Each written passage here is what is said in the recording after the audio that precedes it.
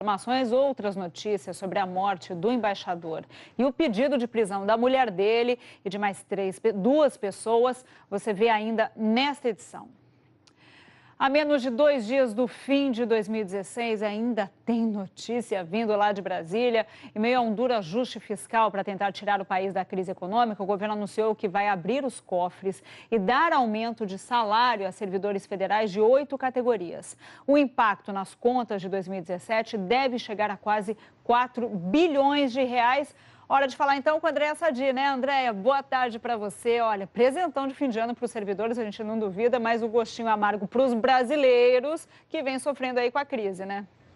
Oi, Elo, boa tarde para você, boa tarde para todo mundo. Exatamente, Elo, esse anúncio do reajuste para essas 8 categorias aconteceu ontem numa espécie de morde-a-sopra, porque aconteceu no mesmo momento ali, no mesmo episódio que o governo também anunciou aquela conclusão da reforma administrativa, o corte de 4.600 cargos comissionados. E aí, por outro lado, veio e anunciou exatamente esse reajuste para 8 categorias do funcionalismo público. O governo diz que esses acordos de reajuste, de aumento com essas categorias já estava exatamente combinado desde o primeiro semestre e que esses ajustes eles deveriam ter sido aplicados em agosto. Mas para evitar comprometer a meta fiscal, o governo segurou e agora só vai começar a pagar em janeiro de 2017. Vai ser um pagamento de forma parcelada. Começa em janeiro e vai até 2019.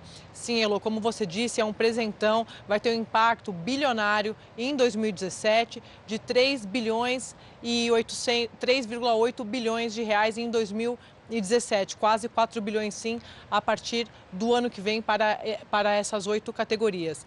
Também sobre esse assunto, agora há pouco, falou o ministro da Fazenda, o Henrique Meirelles, aqui em Brasília. Ele está no Ministério para participar de uma assinatura de um acordo e ele foi questionado exatamente sobre o seguinte: se esse reajuste para essas categorias não poderia fazer com que outras categorias também pressionassem o governo no ano que vem em busca de aumentos. Ele disse o seguinte, que tudo vai depender, tudo vai estar dentro dessa discussão envolvendo o teto dos gastos públicos. Então, sim, Elo, tem esse reajuste, além do reajuste, como eu falei, o governo, por outro lado, anunciou o corte desses cargos comissionados e também anunciou o reajuste do salário mínimo a partir de 2017, que vai passar de R$ 880 para R$ 937.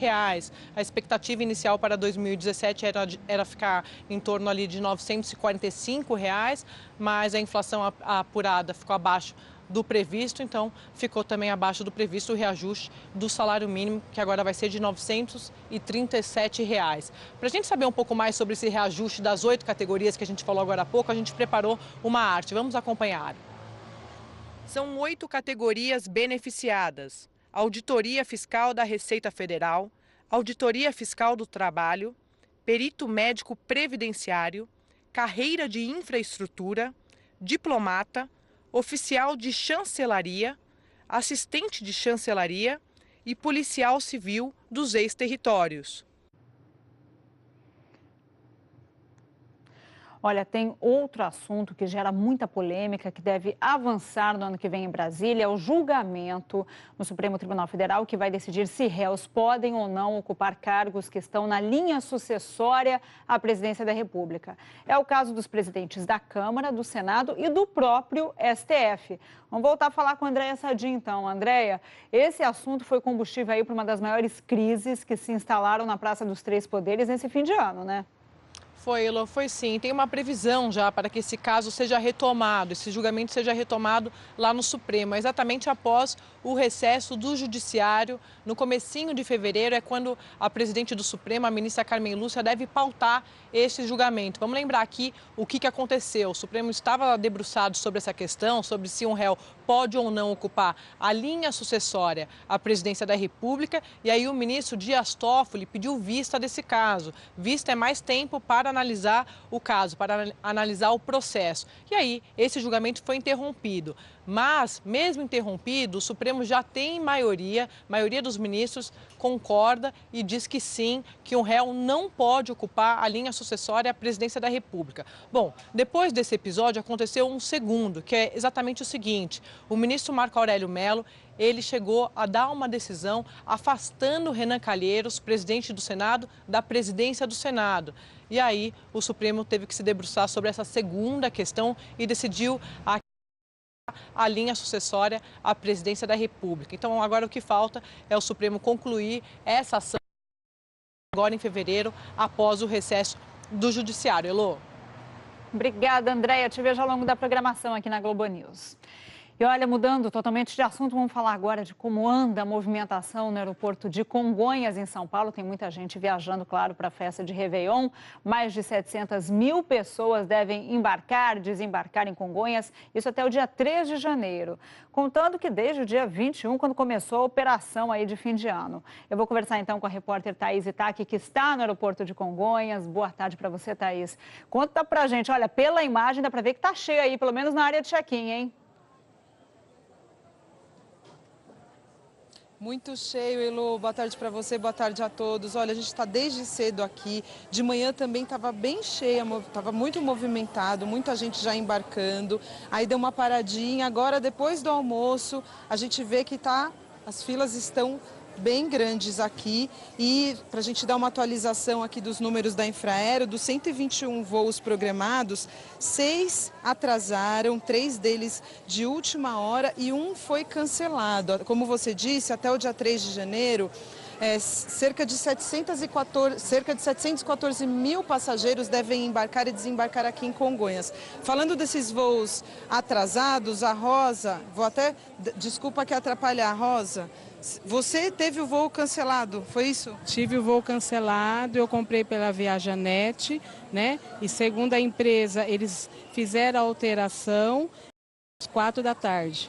4 da tarde. Isso. Você não está sozinha, né? Está com uma família grande. 8 pessoas. Vamos falar de uma coisa boa, vocês estão indo para Garopaba. Isso, Garopaba. Vai chegar um pouquinho mais tarde, mas tá com a família para passar a virada do ano. Com certeza. Quantos filhos?